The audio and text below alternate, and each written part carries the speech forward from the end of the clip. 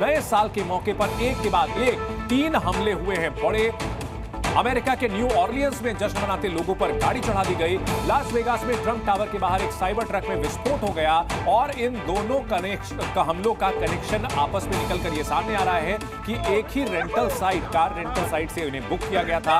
Elon Musk ने यह बात कंफर्म की है और अब इसी बीच तीसरा अटैक भी हो गया है और ऐसे में अब देखना यह होगा कि क्या ये जो तीसरा अटैक है वो भी न्यू ऑर्लियंस और लास वेगास से जुड़ा हुआ है। अगर ऐसा होता है तो एक चीज साफ है कि आतंकियों ने फिर से अमेरिका को निशाना बनाना शुरू कर दिया है। रणनीति अपनी बदली है। रणनीति यह है कि पहले की तरह ज्यादा लोगों को शामिल करके बड़ा अटैक करने के बजाय अकेले लोन वुल्फ अटैक का जो फॉर्मूला हुआ करता था आईसिस का, उस पर अमल किया जाए जिसमें नुकसान ज्यादा हो, दहशत ज्यादा फैले और इसमें पकड़े जाने का खतरा कम हो।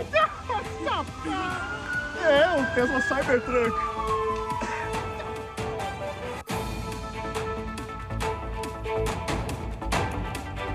तो बड़ी खबर आ रही है अमेरिका के न्यू ऑर्लियंस में नए साल के मौके पर एक गाड़ी ने भीड़ को रौंद दिया। अब तक की जांच के मुताबिक यह आतंकी हमला है क्योंकि आरोपी की गाड़ी पर आईएसआईएस का झंडा लगा हुआ था, इस्लामिक स्टेट का झंडा लगा हुआ था। यहां कैनाल एंड बॉर्बन स्ट्रीट नाम के सड़क पर भीड़ न्यू ईयर का जश्न मना रही थी। तभी एक ड्राइवर ने भीड़ में अपनी गाड़ी को घुसा दिया, ट्रक को घुसा दिया। इस हमले में 15 लोगों की मौत हुई। एफबीआई 2 वजहों से इसे आतंकी हमला मान रही है क्योंकि पहला कि आरोपी की गाड़ी से इस्लामिक स्टेट का झंडा और हथियार मिला है और आरोपी का नाम शमशुद्दीन जब्बार है जिसे ढेर कर दिया गया है, लेकिन एक संदिग्ध को भी हिरासत में लिया गया है और उससे पूछताछ की जा रही है और इस हमले के पीछे के असल मकसद का पता लगाने की कोशिश की जा रही है।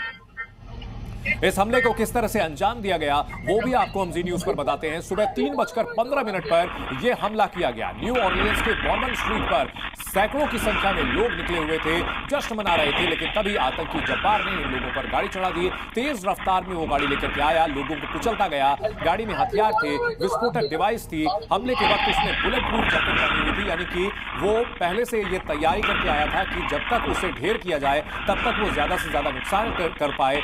पुलिस के साथ मुठभेड़ में हालांकि उसे मार गिराया गया, लेकिन उससे पहले उसने 15 बेगुनाह लोगों की जान ले ली और यहां दहशत फैलाने का काम किया है शमशुद्दीन जब्बार नाम के शख्स ने।